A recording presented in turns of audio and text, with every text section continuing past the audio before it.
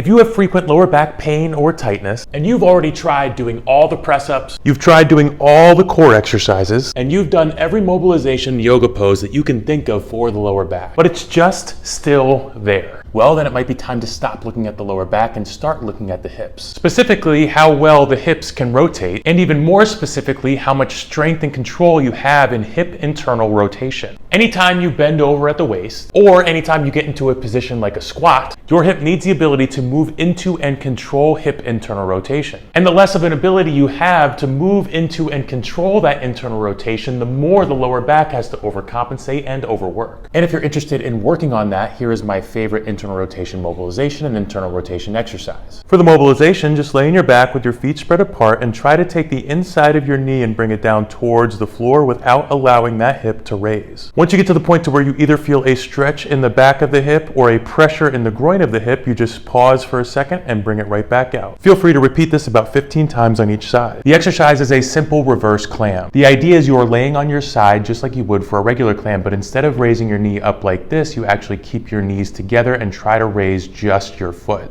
Raise your foot as far as you can before you feel like you have to turn or compensate, and then bring it back down. You can go ahead and try to repeat this exercise for maybe 2 sets of 15.